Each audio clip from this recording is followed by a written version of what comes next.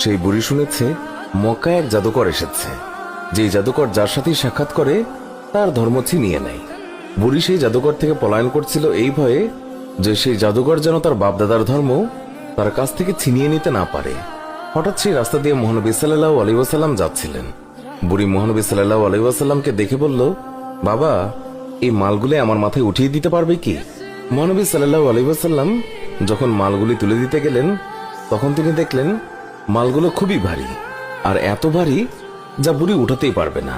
তখন মহানবী সাল্লাল্লাহু আলাইহি ওয়াসাল্লাম তিনি বুড়িকে বললেন, এটার তো খুবই ওজন, আপনি যদি অনুমতি দেন আমি আপনার এই মালগুলি আপনি যেখানে বলেন সেখানে দিয়ে আসব।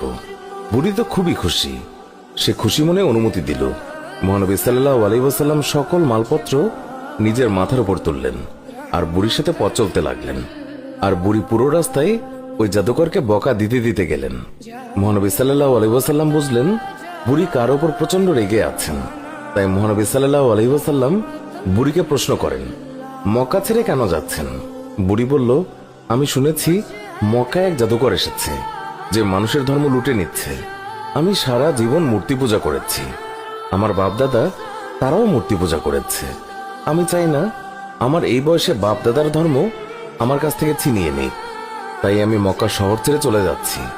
মহানবী সাল্লাল্লাহু আলাইহি ওয়াসাল্লাম বুড়ির কথা শুনে তার মাল ফেরত দেননি, বরং যত্নের সাথে মাথায় করে বুড়ির সব মালামাল বহন করে নিয়ে গেলেন। বুড়ির গন্তব্যে তার মালামাল পৌঁছে দিয়ে মহানবী সাল্লাল্লাহু আলাইহি ওয়াসাল্লাম চলে আসার সময় বুড়ি জিজ্ঞাসা করল, বাবা, তুমি আমার জন্য এত কষ্ট করেছ, তোমার নামটা তো বলো, যাতে আমি লোকদেরকে তোমার নাম বলে প্রশংসা করতে পারি।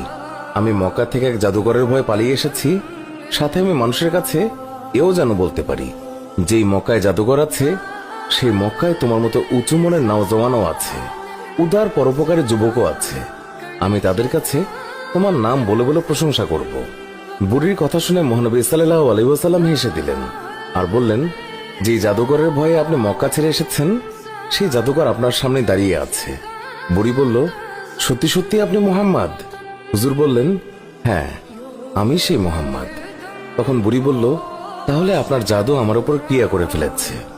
সুবহানাল্লাহ, আপনি আর দেরি করবেন না, আমাকে পাক কালেমা পড়িয়ে দিন, লা ইলাহা ইল্লাল্লাহু মুহাম্মাদুর রাসূলুল্লাহ।